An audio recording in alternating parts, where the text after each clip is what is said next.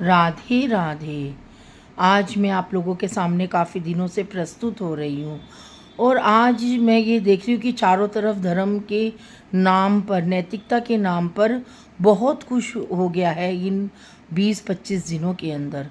जहाँ देखो लोग एक दूसरे के ऊपर ताने लगा रहे हैं। अब श्याम बाबा के कीर्तनों को ही देख लो, श्याम बाबा के जो कलाकार हैं वो एक दूसरे के ऊपर ही ताने लगा रहे हैं, एक दूसरे के ऊपर इल्ज़ाम लगा रहे हैं। तो वो क्या भक्ति हमें सिखाएंगे, तो वो क्या हमें भजन सिखाएंगे। आज मैं देख रही थी कि श्याम बाबा के ऊपर ही लोगों ने भ्रमित कर रहे हैं लोगों को। किसी को श्याम बाबा की भक्ति के विषय में तो पता नहीं है कि श्याम बाबा है कौन, और तरह तरीके के लेख लिख लिख कर बाबा के नाम को भी उछाल रहे हैं।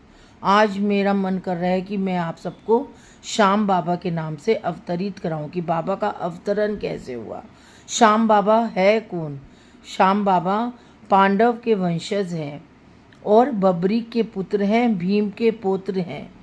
बाबा ने जो बब्रीक ने जो भक्ति करी, तपस्या करी, वो सती और शिवजी और सती के संरक्षण में रहकर भक्ति करी।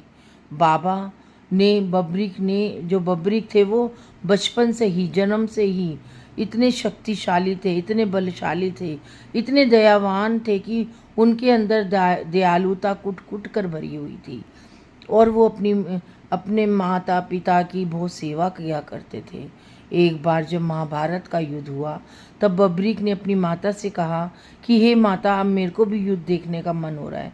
तो माता ने कहा तू जा तो रहा है लेकिन तुझे हारे का सहारा बनना है।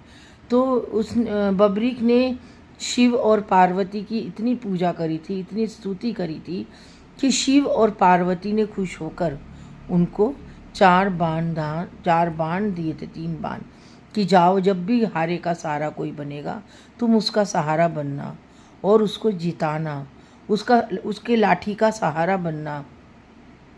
और तो फिर वो जब महाभारत के युद्ध में जा रहे थे, जब कृष्ण को पता चला, भगवान कृष्ण को, कि बब्रीक आ रहे हैं, तो भगवान कृष्ण ने सोचा कि अगर बब्रीक युद्ध भूमि तक पहुंच गया तो ये पांडवों का साथ नहीं देगा, कौरवों का साथ देगा, और कौरव मेरे को भी नहीं हरा सकते क्योंकि इसको वरदान मिला हुआ है शिव और शक्ति से। फिर भगवान कृष्ण ने युद्ध भूमि से ही बहुत पहले बब्रीक जी को रोक दिया कि हे बब्रीक, तुम कहाँ जा रहे हो, और ब्राह्मण के रूप में वेश धारण करके